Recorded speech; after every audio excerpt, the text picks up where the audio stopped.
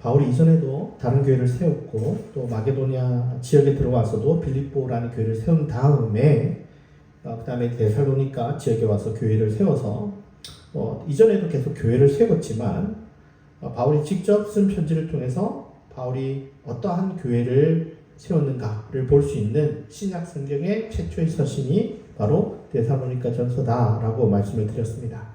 이 교회를 세우면서 바울이 기존의 공동체들과 어떤 다른 원칙들이 있었겠지만 우리가 첫 번째로 그 원칙을 대할 수 있는 서신이 바로 신약 성경에서 제일 먼저 쓰여진 이 데살로니가라는 책을 통해서 우리가 이 바울이 교회를 세웠던 일종의 법칙들, 원칙들을 살펴볼 수가 있다는 것입니다.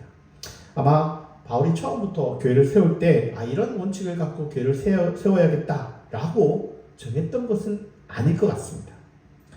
기본적으로 우상을 섬기지 말아야겠다 이런 한두 가지의 원칙을 제외하고는 처음에는 그렇게 많은 원칙을 갖고 시작하지 않았겠지만 이런 교회들을 세워가면서 하나님의 교회는 이렇게 돼야 되지 않겠냐, 하나님이 원하시는 교회는 이런 모습이어야 되지 않겠냐 하는 그런 원칙들이 하나 둘씩 세워져 갔던 것 같습니다. 그러면서 이런저런 우여곡절을 겪으면서 우리가 데살로니가 전서를 봤을 때는 이미 기본적인 어떤 교회의 원칙들, 법칙들, 교회가 이래야 된다라는 것들을 우리가 알 수 있게 되었습니다. 그래서 이런 원칙들이 물론 각 교회마다 틀리고 또 다르고 그 원칙들이 어떤 다양한 상황 속에서 각 교회에 맞춘 일종의 맞춤의 법칙들이 있겠지만 오늘 우리가 이 처음 보여주는 이 데살로니가 교회에 이 교회만의 몇 가지 법칙들, 물론 이 법칙들은 가만히 보시면 다른 교회도 다 적용이 됐던 것으로 보입니다만 어쨌거나 이 초창기에 이 데살로니가 교회에 적용되었던 원칙들, 교회의 원칙들을 좀 발견할 수 있고 이거 좀 살펴보려고 합니다. 이런 원칙이 오늘 우리 시대에는 별건 아닌데 당연한데 라고 생각할지 모르겠지만 당대 시각에서는 굉장히 파격적이었고 그러나 이것을 오늘 우리 시대도 이 시대의 파격성을 깨닫게 된다면 여전히 오늘 우리 시대에도 파격적인 그런 말씀이 된다라는 것입니다. 가장 첫 번째 눈에 띄는 원칙 중에 하나는 호칭에 있습니다. 형제, 자매라고 부르는 호칭입니다. 이 호칭에서 새로운 어떤 관계가 형성됩니다. 데살로니가 전후서에 보시면 형제들이라는 단어 자체가요 24회가 나올 정도로 형제들아 라는 표현들이 많이 나오는데 이 호칭은 단순히 남자들만을 가리키는 것이 아니라 형제와 자매들, 그래서 최근에 어떤 성경들은, 미국의 한 성경들은 이 단어를 형제 자매라고도 번역하기도 합니다. 그리고 실제 교회 내에서도 형제 자매라고 불렀을 것인데요. 사실은 이 표현이 우리 교회에서는 어찌 보면 당연하게 여겨지는 것으로 보이지만 당대 사람들에게는 매우 이상한 그런 표현이었습니다. 아마 이런 표현들은 데살로니가 교회에서만 그렇게 불렀던 것이 아니라 바울이 세우는 교회들마다 이런 호칭을 불렀을 것인데 오늘 우리가 보는 이런 호칭들이 이 시대에도 사실은 파격적이었고 특히 로마 사회에서는 더더욱 이상한 그런 표현이었다라는 겁니다. 그래서 2세기 로마인의 한 글에 의하면 교회라는 곳이 정말 이상하다 그렇게 얘기합니다. 아니 만나자마자 서로 사랑을 하고 그들의 눈에는 교회가 이런 용어를 쓰다 보니 음욕을 실천하는 교회가 아니냐, 아니 가족이 아닌데도 어떻게 형제 자매라고 부를 수 있냐, 이런 것은 어떤 간음을 하는 어떤 근친상간의 종교다 이렇게까지 교회를 이야기합니다. 물론 이것은 교회를 비난하기 위한 이방인들의 표현이 있지만 이것에 담겨져 있는 내용을 살펴보면 굉장히 우리가 생각해 볼 여지가 많다라는 겁니다. 형제 자매라고 하고 오히려 실제 형제 자매가 고대 사회에 그렇게 친근하지 않습니다. 그러나 이 교회라는 곳은 이런 실제 형제 자매보다 더 우정어린 행동을 했고 그러한 우정어린 행동은 굉장히 고대인들의 눈에는 굉장히 특별하고 이상하게 보일 정도였다라는 겁니다. 그런 오해를 살 정도로 데살로니가 교회는 혈연 관계가 아님에도 불구하고 어때요? 형제 자매로 부르고 단순히 호칭만 형제 자매가 아니라 깊은 우정을 나누며 살펴주는 사랑을 펼치는 공동체였다라는 겁니다. 사실 오늘날에도 교회 처음 오는 분들이 교회 용어가 굉장히 낯선 용어들이 있죠. 예를 들어서 집사님, 장로님 이런 표현들이 좀 낯섭니다. 그리고 교회 오면 형제, 자매님 하는 표현들이 굉장히 낯설죠. 사실 우리가 불교 가도 마찬가지입니다. 불교 가면 뭐라고 부르나요? 보살님 이렇게 부르잖아요. 벌써 거기서부터 우리는 어떤 그 종교의 문화적 장벽을 느끼게 되는데, 단순히 이것이 교회의 용어 수준만이 아니라 이 용어를 뛰어넘는 깊은 사랑이 담겨져 가기 위한 발판이 되는 표현이 있습니다. 그래서 오늘날의 형제자매는 단순히 호칭에 그친 것이 아니라 초기 기독교 문헌뿐만이 아니라 이방인들이, 그리고 특별히 교회를 비판하는 사람들조차도 이 호칭이 단순한 호칭을 넘어서 실제 자기들이 경험하는 그런 가족애를 뛰어넘는 그런 호칭이자 사랑으로까지 펼쳐지는 모습에 당혹할 정도의 표현이었다라는 겁니다. 그럼 이런 호칭들이 어떠한 영향력을 펼치고 어떠한 모습으로 발전됐던가를 살펴볼 필요가 있습니다. 두 번째는 이런 호칭으로 끝나는 것이 아니라 이런 호칭들을 통해서 일종의 대한가족을 교회가 형성했다는 겁니다. 복음 안에서 새로운 가정이 형성되었다라고 생각했다는 겁니다. 여러분, 형제사랑이라는 단어가요, 필라델피아라는 단어인데요. 이거는 이제 미국의 도시 이름과 같죠. 그래서 우리가 이 단어가 그렇게 낯선 단어는 아닙니다만, 이 단어는요, 가족 내부의 사랑을 가리키는 용어입니다. 근데 이 형제사랑이라는 표현이 가족 내, 혈연 안에서 펼쳐져야 됨에도 불구하고 이 단어를 교회는 어떻게 사용했느냐? 타인에게 확장되는 표현으로 사용했다는 겁니다. 이것은 고대 사회에 굉장히 드문 표현입니다. 필라델피아라는 형제사랑은 기본적으로 굉장히 폐쇄적인 거예요. 그러니까 배타적인 친족 중심의 단어입니다. 그러니까 가족끼리, 우리끼리 사랑하자 이 단어입니다. 근데 교회는 우리끼리가 아니에요. 형제 사랑이 우리 가족, 우리 식구들, 우리 팀들, 우리 친족들만 사랑해야 된다라는 이 단어가 어디까지 번지냐?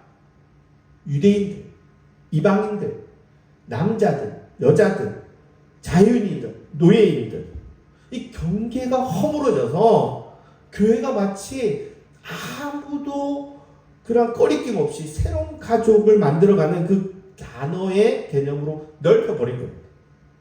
그러니까 당대의 경계를 넘어선 생각할 수도 없는 개념을 이 단어를 통해서 실천했다는 겁니다.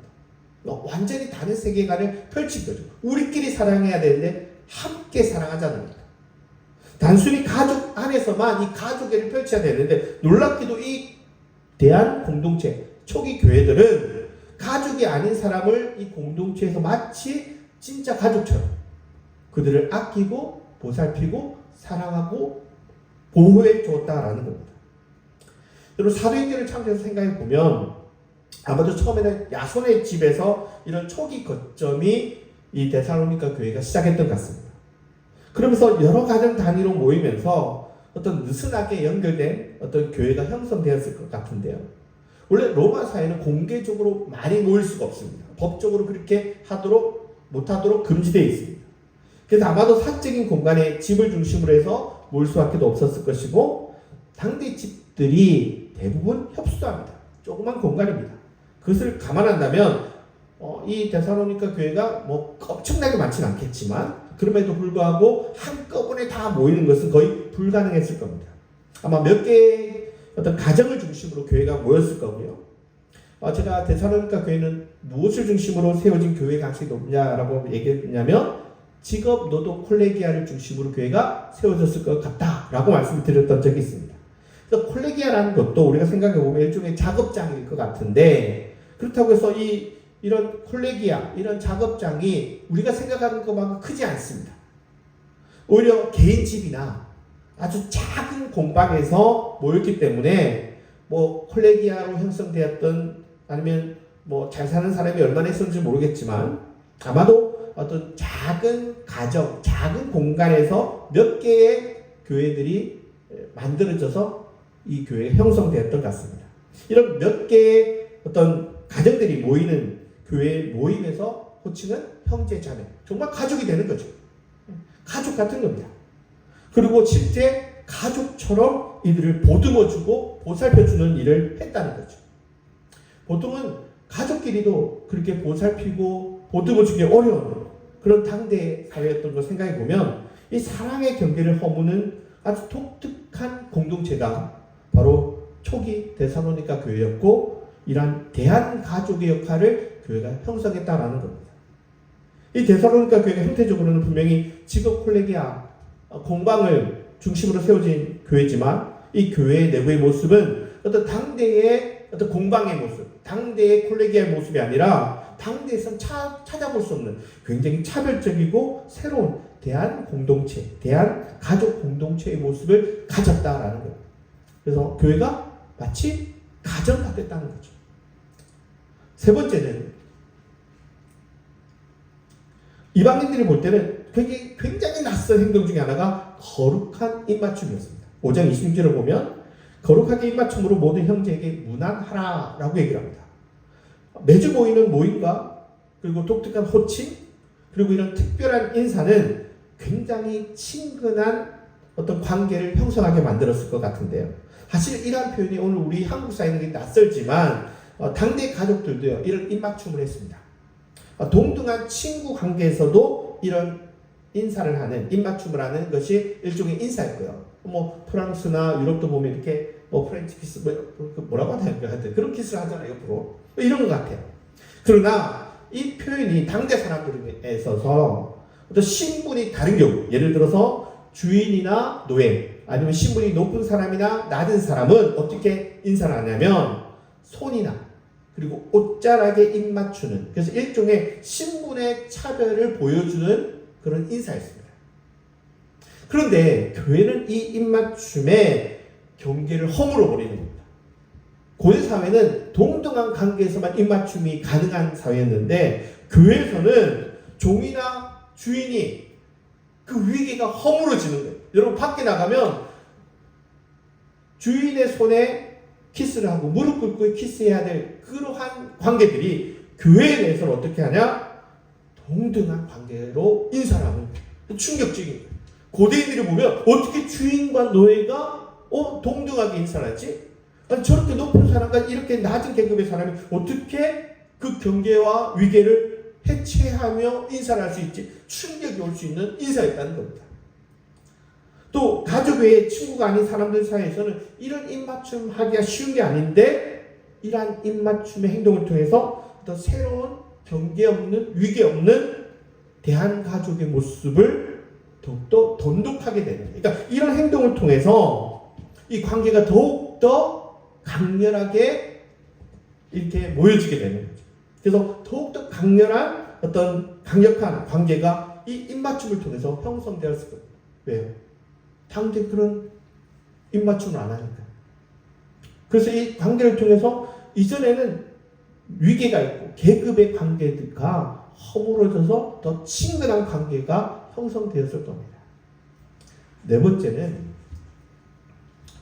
당대 사람들이 한 번도 경험해보지 못한 리더십이 이 교회에서 형성이 되었습니다. 바울이 남성이잖아요. 그런데 바울이 마치 자기를 남성 아버지가 아니라, 지도자들은요 남성 아버지야 되거든요. 그런데 이 데살로니가를 보면 바울이 마치 자기가 엄마처럼 자녀를 돌보는 여성의 모성적 이미지로 자신을 표현하는, 이게 굉장히 놀라운 겁니다. 여러분, 남성이 여성적인 이미지를 사용하는 거 오늘날에는 뭐 그게 그렇게 이상하지 않을지 모르겠지만 고대 사회는 이게 굉장히 충격적인 표현입니다. 그런데 바울이 여성의 모습으로 표현하는 것도 굉장히 독특하지만 이 표현의 수준이 아니라 자신이 아이를 키우는 젖먹이는 어머니가 아닙니다. 여러분 자세히 보시면 젖먹이는 보모나 유모로서 자신을 이야기하는 겁니다. 이게 놀라운 겁니다. 2장 7절을 보면 너희 가운데서 유순한 자가 되어 유모가 자기 자녀를 기름과 같이 하였으니. 먼저 좀 생각해 볼 부분은 유순한 자가 되었다라는 표현입니다. 근데 굉장히 많은 학자들이 이 단어 자체는 우리가 너희 가운데 갓난아기가 되었다라고 번역을 많이 합니다. 뭐 니제이 국타라든지 고든피라든지 찰스 쿠사로라든지 많은 학자들이 이 단어 자체는 그냥 갓난아기라는 거예요. 근데 이 갓난아기가 문맥에 보니까 엄마처럼 이렇게 표현돼서 이거를 그냥 어떻게 번역해야 될지 몰라서 이렇게 유순하다라고 번역했지만 이 단어는 사실은 간단아이처럼 되었다라고 표현하는 겁니다. 그래서 우리가 이렇게도 번역할 수 있습니다. 우리는 그리스도의 사도로서 제가 했나요? 우리는 그리스도의 사도로서 마땅히 권위를 주장할 수 있으나 우리는 너희 가운데 갓난아이처럼 되었다라고도 번역할 수 있습니다. 그래서 그 말은 당대 사람들은 리더는 어떻게 해야 되냐? 강력한 남자가 돼야 돼요. 강력한 가부장의 리더십이 있어야 돼. 그게 리더입니다. 그런데 이거는 충격적입니다. 강력한 지도자가 아니라 우리가 애기가 되었다는, 갓난아기가 됐다는 거예요. 눈높이 리더십을 지도자가, 리더가 그렇게 하겠다는 거예요. 그 수준도 아주 아기 수준이 되겠다는 거예요. 아기 리더십이 되겠다는 거예요. 그럼 그 다음을 보면 유모가 자기 자녀를 기름과 같이 하였으니 라고 해서 유모 같은 리더십을 얘기합니다. 어머니가 아니에요. 여러분 이 표현 자체 두 가지가 당대의 그 리더십의 개념을 완전히 뒤엎어버리는 겁니다. 고대 사회는요, 가부장적 리더십이 너무 당연한 사회였습니다. 여러분 70년대 80년대만 해도요, 아주 독재적이고 좀 뭐라고 할까요? 그 카리스마적 리더십이 한국 교회나 한국 사회가 지지했던 리더십입니다. 지도자는 막 사람들 휘어잡아야 된다 라고 생각했던 거예요. 근데 고대 로마 사회는 어떤 리더십이냐? 가부장적 리더십이어야 된다는 거예요. 가부장적 리더십은요, 모든 걸 주인이 다 하는 겁니다. 그러니까 가장이라는 존재는 가족과 노예 위에서 아주 절대적인 권위를 갖고 있어야 그게 리더라는 거죠. 그래서 가족이 좀 잘못했다? 그럼 가족도 징벌하고요. 그리고 폭력도 가하고요. 우리 집안을 지키기 위해서니까 뭘 해도 다 되는 거예요. 심지어 생사유탈권, 생명까지도 아버지가 주장할 수 있다라고 생각하고 그게 진짜 리더십이라고 생각하는 사회였습니다. 심지어 콜레기아 사회에서도 보면 어떤 그러한 강력한 통제력을 행사하는 게 일반적이었습니다. 말 안 들으면 때리기도 하고요. 그리고 심지어 아주 강력한 징벌도 있었습니다. 특별히 황제는 모든 백성의 아버지, 파트리아에라고 해서, 여러분, 황제도요, 일종의 어떤 가부장주의의 확대된 개념입니다.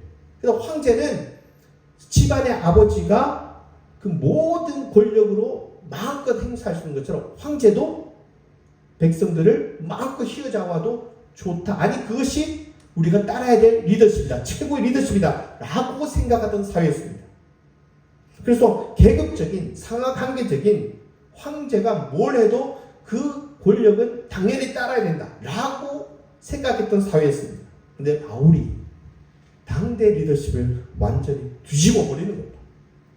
나는 리더인데, 나 리더십은 가부장적 리더십이 아니라 갓난아기 리더십이라, 유모 리더십이라.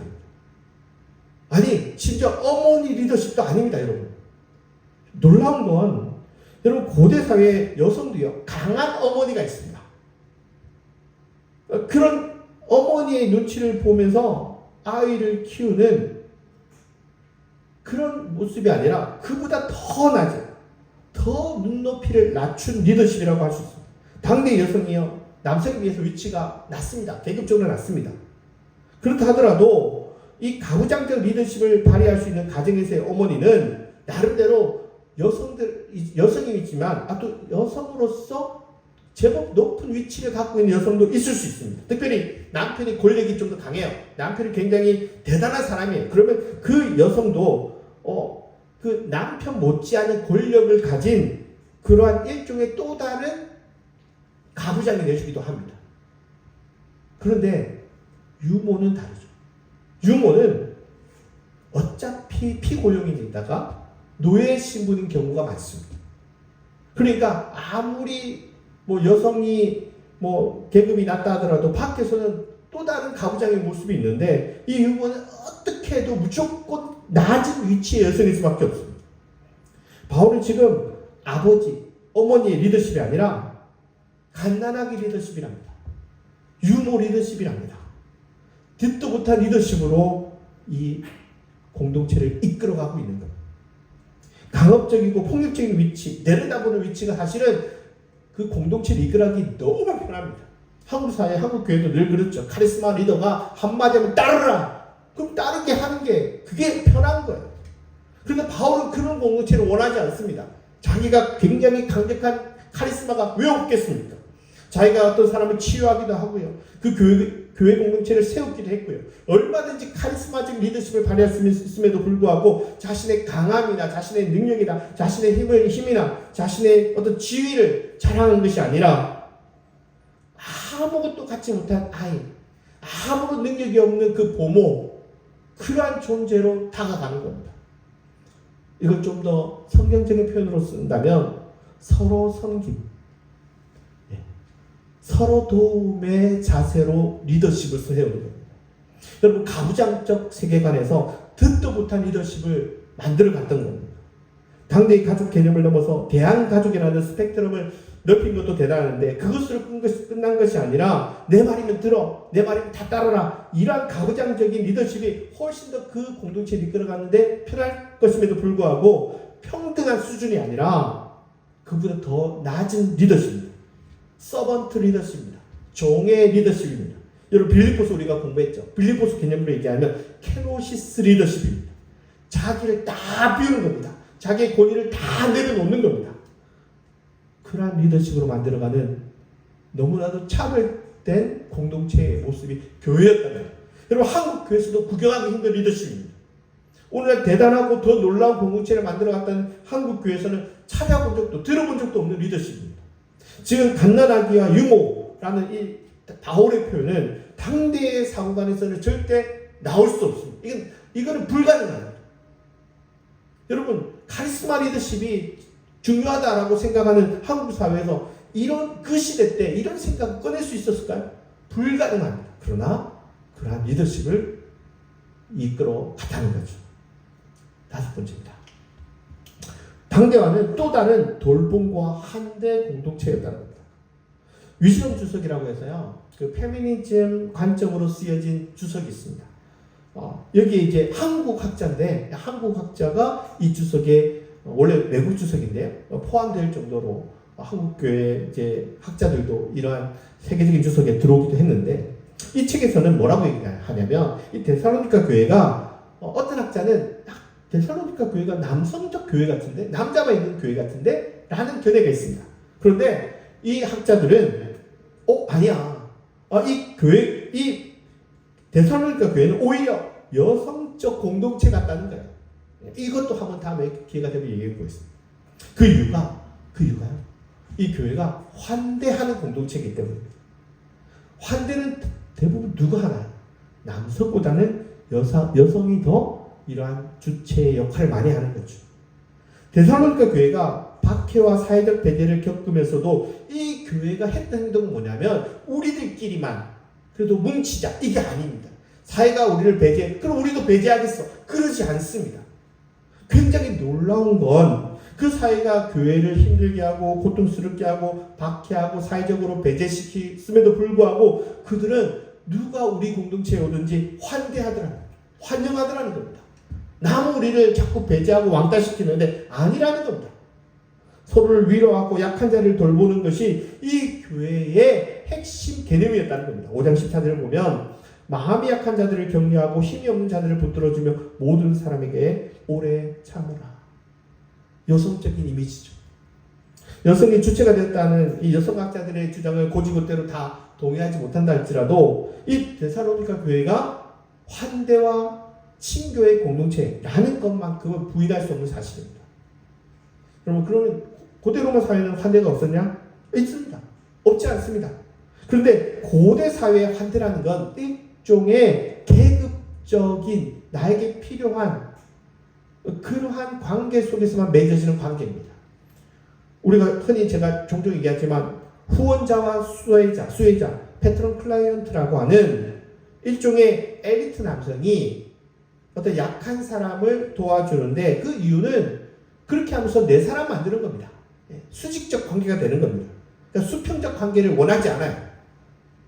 특별히 데살로니가 교회라는 곳이 이 지역 자체가 항구 도시이자 그리고 상업 도시가 합쳐져 있는 도시이기 때문에 특별히 돈 많은 사람들이 많을 겁니다. 그리고 돈이 필요한 사람들이 많을 겁니다. 그때 후원자와 수혜자의 관계가 되어서 유독 다른 지역에 비해서도 이런 차별적이고 수직적인 관계가 더 강하게 형성되는 곳이 이 데살로니가 지역이었습니다. 이런 관계에서는 여성이나 노예나 하층 계급이나 이방인들은 이런 환대에서 제외됩니다. 그러니까 내가 필요한 사람만 내 사람으로 세워서 그 사람은 나에게 충성하도록 하는 그런 관계 외에는 이런 환대가 없습니다. 근데 데살로니가 교회는 어떠냐? 그 시대에 노예나 여성이나 하층 계급에게는 전혀 그 환대의 장이 열려지지 않던 그 시대에 이 모든 걸 허무는 환대의 길을 열었다는 겁니다. 이게 초대교회가 가진 가장 놀라운 어떤 이야기들입니다. 이런 환대가 단순히 입 바른 환대라든지 교회 오면 축하합니다 뭐 한다든지 새로 들어왔을 때 노래 불러주면서 환영한다 이런 느낌이 아닙니다. 정말 그 사람이 그 인생이 살아갈 수 있는 그 깊은 애정과 관심과 그 도움을 저버리지 않는 그리고 함께 식사하는 환대의 자리를 진정한 환대의 자리를 펼쳤던 곳이었다는 겁니다. 쉽게 얘기하면 여러분 고대 로마 사회의 환대라는 것은 일종의 끼리끼리의 돌봄입니다. 그리고 실질적인 이득 관계를 기반으로 해서 그 관계가 형성되는 겁니다. 그러니까 일종의 거래적 관계죠. 그런데 교회 돌봄은 이런 혈연이나 신분이나 그리고 거래적인 그런 것들을 뛰어넘는 아주 급진적인 돌봄이었다는 거예요. 그래서 아무런 그 사람을 돕는다고 해서 나에게 이득이 없는 사람을 향해서 그 환대를 베푸는 것을 멈추지 않았습니다. 어떤 사람일까요? 고아들, 그리고 빈민들, 그들을 도와준다고 해서 교회가 전혀 이득이 없습니다. 그리고 환자들, 그들을 향해서 교회가 그 환대를 멈추지 않았던 거예요. 이게 그 시대 사람들에게 충격으로 다가가는 거죠. 가족이 아닌데도 이윤이나 실익이 없음에도 불구하고 그들에 대한 그 사랑과 자비가 멈추지 않았다는 것이고 이 가족처럼 돌보는 그 마음을 버리지 않았다는 겁니다. 마지막으로 여섯 번째는 이런 다양한 원칙들은 일종의 데살로니가 교회를 일종의 그들만의 문화로 형성하게 만드는 모임이 되었습니다. 이 아스코라는 학자는요, 우리가 흔히 교회라고 얘기하는 에클레시아라는 단어가 당대 공적 정치 용어라고 얘기합니다. 모든 학자들이 동의하는 표현인데, 그러니까 이 교회가 일종의 독립된 정치적 집회처럼 만들어졌다는 겁니다. 이것도 많은 학자들이 동의하죠. 특별히 형제들이다. 이게 혈연관계의 표현이거든요. 그래서 일종의 대한가족, 어찌 보면 작은 공동체인데 어떤 그들만의 민족 같은 그런 모습을 교회가 형성했다는 거예요. 외딴섬 같은 거예요. 세상과 전혀 차별된 어떤 외딴섬 같은 공동체의 모습을 교회가 형성했다는 겁니다. 로마 황제가 자기는 모든 백성의 아버지다 라고 얘기를 합니다. 그 얘기는 뭐냐면 모든 백성은 내 말 들어야 된다는 거예요. 내가 얘기하면 무조건 따라야 된다는 겁니다. 모든 백성은 아버지의 말에 모든 가족이 다 따라야 되는 것처럼 이 가부장의 그 권위 아래 담아 놓으려고 하는데 교회는 어때? 교회는 이러한 그 가부장적인 권위, 황제의 권위에서 제외된 외딴섬 같은 그러한 모습으로 살아갔다는 겁니다. 황제와 백성 사이가 일종의 수직적 관계로 유지돼야 되는데 교회는 그를 리더로 생각하는 게 아닙니다. 심지어 리더도 수평적 관계를 깨뜨려서 공동체의 회원들보다 더 나아진 위치로 가겠다는 겁니다. 이게 뭡니까? 고대 로마 사회에서는 정말 원치 않은 모습이 이 공동체에서는 펼쳐지는 거예요. 그래서 로마가 지향하는 세계관과 교회의 세계관이 완전히 다른 겁니다. 외딴 섬인 거예요. 로마가 지향하는 가부장의 말에 다 복종해. 내 말을 다 따르라. 라고 해야 되는데, 이 공동체는 그런 모습에 저항하는 겁니다. 그래서 교회는 마치 로마가 지향하는 정책과는 전혀 다른 세상. 어떤 세상이죠? 하나님 나라. 그러니까 교회는 세상이 아닌 겁니다.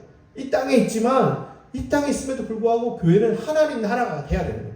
하나님이 통치하는 어떤 기관으로서 살아가는 모습을 교회가 보여줬다는, 이게 놀라운 겁니다. 그 시대와는 전혀 다른 생각, 급진적이고 포용적인 이 공동체는 당대 사회가 보기에는 굉장히 정치적으로도 또 어떤 사회적으로도 굉장히 싫은 거죠. 그리고 심지어 그러한 모습은 아주 위협적으로까지 보이는 완전히 새로운 공동체의 모습을 띄었다는 겁니다. 한편으로 보면 애절하게 보이기도 하고, 또 한편으로 보면 위협적으로 보이는 이 공동체의 중심에 뭐가 있냐면, 폭력적인 그리고 강성을 띄워서 위협적인 게 아니라 그들만의 위로와 돌봄과 사랑의 모습이 그들한테 위협적이었다. 놀라운 거죠. 힘이나 권력이나 폭력이나 어떤 군사력이 위협적인 게 아니에요. 그들의 어떤 돌봄, 그들의 사랑, 위로가 그것만으로도 위협적이더라는 겁니다. 5장 11절을 보시면, 그러므로 피차 권면하고 서로 덕을 세우기를 너희가 하는 것 같이 하라. 권면은 위로라는 말이고요. 우리 번역은 덕을 세운다라고 번역을 했지만, 이 표현은 서로 위로하고 서로 세워져라 라고 얘기하는 표현입니다. 당대의 세계관을 띄우는 표현입니다. 아까 위즈덤 주석에 이렇게 한국 학자가 들어갔다고 얘기했죠. 이 김혜란이라는 학자가 이 주석에 참여를 했는데, 이 데살로니가서에서 위로한다. 이 파라클레인이 파라클레토스에서 이 성령이라는 단어가 비슷한데요. 이 단어는 단순한 위로나 단순한 권면이 아니라는 거예요. 오히려 이런 위로가 당대 사회 로마가 볼 때는 아주 로마에 저항하는 저항 언어라는 거예요. 왜요? 아니, 군사력으로 어떤 위협을 준 게 아니라고. 오히려 이렇게 위로하고 사랑하고 돌보는 게 로마인들이 볼 때는 오히려 위협적인 게, 왜? 그들한테 없는 거니까. 로마가 아무리 위협을 주고 사회적으로 고립을 줘도 이들이 서로가 서로를 붙들고 세워주고 믿음을 지키는 행동이 오히려 그 모습이 로마 사회가 볼 때는 위협적이더라고요. 여러분, 선이 악을 이기는 거예요. 여러분, 악이 더 강하죠. 여러분, 당연합니다. 악이요, 군사력이요, 창이요, 칼이요, 더 강해요. 그런데 사랑이, 위로가, 평안이 칼보다 더 강하다는, 창보다 더 강하다는 놀라운 이야기를 펼치고 있는 거예요. 세상과 맞싸우려면 칼이 필요하죠. 창이 필요하죠. 힘이 필요하죠. 그런데 그렇게 맞서는 게 아니라 이 교회라는 공동체는 전혀 다른 힘으로 맞서는 겁니다. 사랑과 믿음과 평화와 위로로 이 세상을 저항하는데, 그게 위협적입니다. 지금까지 살펴본 이 6가지 원칙은 당대 사회가 생각해보지 못했던 모습입니다. 당대 사회의 가치관에 역행하는 모습이었습니다. 당대에 생각하기도 힘든 원칙을 그럼 어떻게 세웠을까요? 여러분, 이 비상한 아이디어, 이 시대는 이게 당연한 게 아니거든요. 오늘 우리 사회는 계급이 없는 사회, 물론 계급이 있어요, 사실. 하지만 가시적으로는 계급이 없잖아요. 그것이 만들어지는 데는 오랜 몇천 년의 시간이 필요했습니다. 그런데 그 시대는 이런 생각을 못했다고, 평등하다 생각해 본 적도 없습니다. 그런데 왜 이러한 공동체가 교회 안에서 펼쳐졌을까요?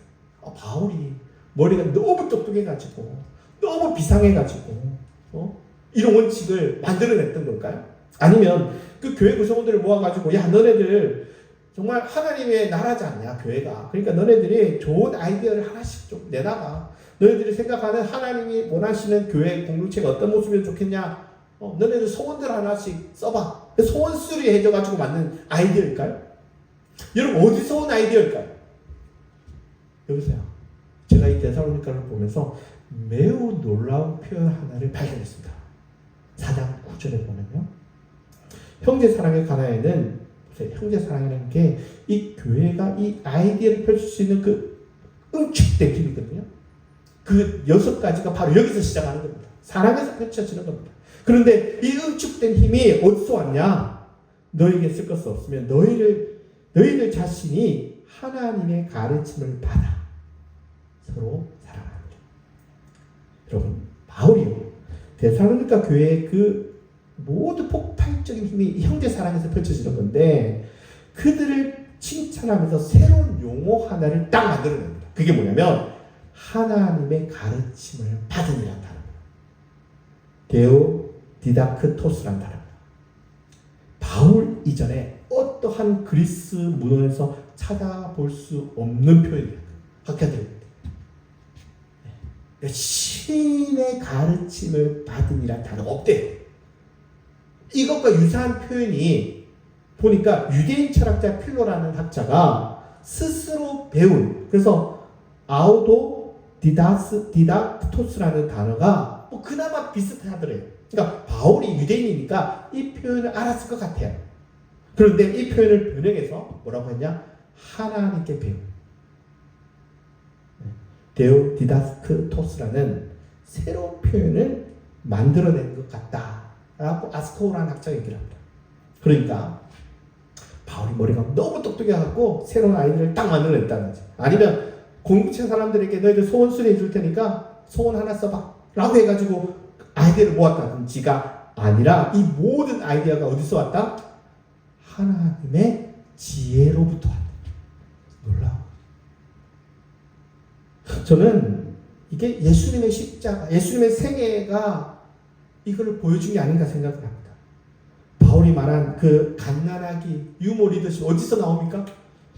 빌립보서 2장에 보면 내가 케노시스 예수님이 자기가 갖고 있는 거 다 버릴 때 어디까지? 노예로까지. 아니 하나님의 권위, 하나님의 권력, 하나님의 위상, 하나님의 위계를 예수님이 똑같이 누리고 있어야 되는데 그분이 그거 다 버리고 가장 낮은 곳, 인간 이하였던 그 노예, 그리고 그 노예보다도 더 낮은 그 십자가의 자리까지 내려갔던 모습이 바울이 갓난아기, 유모라고 말하는 그 낮은 리더십, 서번트 리더십과 여러분 너무 닮아 있지 않나요? 저는 이 모든 원칙의 근간에 예수님의 케노시스, 비움의 정신이 있구나 하는 생각을 가졌습니다. 이건 누구에게 배웠다고요? 하나님께 배웠습니다. 그것을 통해서 이런 원칙을 만들어낸 게 아닌가 하는 놀라움을 이 단어 속에서 보게 되었습니다. 오늘 우리도 예수님의 비움의 정신, 낮아짐의 정신, 서번트 리더십들을 현대 사회의 새로운 원칙, 새로운 아이디어로 재창출해서 나가야 되지 않냐. 한국교회가 배워야 될 모습이 진짜 이거지 않냐. 우리가 복음을 지금까지 오해하고 있지 않았냐. 한국교회는 낮아져야 되는데 오히려 높아짐의 자세로 임했다가 지금 이렇게 추락하고 있는 게 아니냐 이런 생각을 하게 됐습니다. 예수님의 낮아짐의 정신을 우리가 한 번 더 생각해 봐야 되지 않나 생각해 봅니다. 이 낮아짐에는요 단순히 그냥 내가 권력이 있는데 권력을 내려놓겠다 그게 아닙니다. 이 중심에 뭐가 있어요? 따뜻함이 있는 거예요. 뜨거움이 있습니다. 그게 이 배후에 있는 그 중심인 거예요. 여러분, 내가 여러분 따뜻해야 내가 살아가는 세상도 따뜻해지는 겁니다. 세상이 따뜻하다고 해서 내가 따뜻한 게 아니에요. 절대 그렇지 않습니다. 내가 따뜻해야 내가 만나는 세상이 따뜻해집니다. 여러분, 내가 뜨거워야 내가 살아가는 세상이 그나마 좀 따뜻해지는 겁니다. 여러분, 세상이 너무 깜빡하다고 느끼십니까? 그건요, 내가 뜨겁지 않아서 그렇습니다. 먼저 내가 그리스도의 사랑, 그거로 뜨거워져야 이 세상을 그나마 좀 따뜻하게 데울 수 있는 겁니다. 내 주위 사람들이 그 따뜻함 속에서 쉼을 누릴 수 있도록 하는 것은 내가 해야 될 일입니다. 만약 내가 그 따뜻함을 누리고 싶어가 아니라 추워서 힘들어서 울고 있는 사람에게 나의 뜨거움을 갖고 나눠줘야 됩니다. 그게 어디서 있나요? 예수님 안에 있습니다. 그리고 예수님 안에 있는 사람은 그것을 실천했고 그것이 초대의 교회였습니다. 그 뜨거운 사랑을 우리도 살아가는 예수님의 제자의 길을 우리도 걸어야 되지 않을까 생각해 봅니다. 기도하겠습니다.